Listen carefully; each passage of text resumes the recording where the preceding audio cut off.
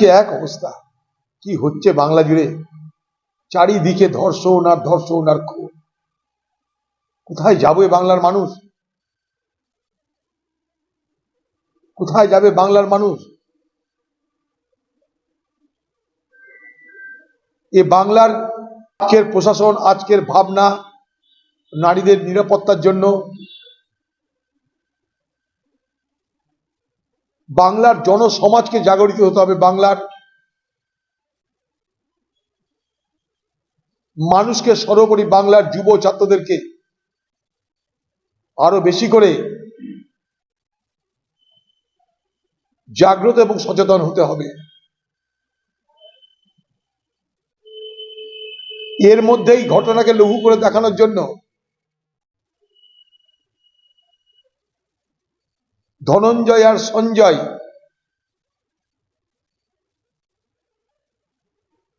সব এক করে দেখানোর চেষ্টা হচ্ছে। রাজ্যের মন্ত্রী সে এখন থেকেই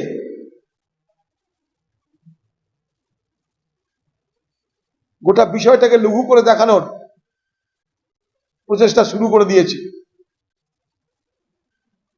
ধনঞ্জয়ের কাহিনী আমরা জানি, কিন্তু আজ ধনঞ্জয় হবে না তো? যদি ধনঞ্জয় হয় আর আপনাদের যদি সন্দেহ থাকে, তাহলে বাংলার মুখ্যমন্ত্রীকে বলুন, যিনি গর্ব করে বলেছিলেন যে আমরা ধরে ফেলেছি আসামি, তাকে বলছেন না কেন? বাংলার মানুষকে বিভ্রান্ত করার চেষ্টা হচ্ছে কেন? সরকারি দলের এই মানসিকতার পাশাপাশি রাজ্যের মন্ত্রীর মানসিকতাকে আমি ধিক্কার জানাই। বাংলার মুখ্যমন্ত্রীকে বলবো, আন্দোলনকারীদের সঙ্গে আপনি বসুন, তাদের কাছে ক্ষমা চেয়ে নিন। স্বাস্থ্য দপ্তর আপনার, পুলিশ দপ্তর আপনার, সর্বত্র বিপর্যয় হয়েছে আপনার, আপনি ব্যর্থ হয়েছেন।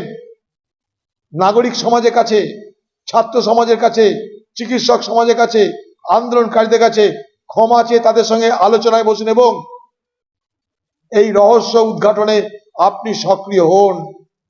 রাজ্যের পুলিশ মন্ত্রী হিসাবে, বাংলার মুখ্যমন্ত্রী হিসাবে আপনার সক্রিয়তা এবং খুনিকে, ধর্ষণকারীকে এবং তাদের এই গোটা ষড়যন্ত্রকে উন্মোচিত করা আপনারও নৈতিক দায়িত্বের মধ্যে পড়ে বলে আমি মনে করি।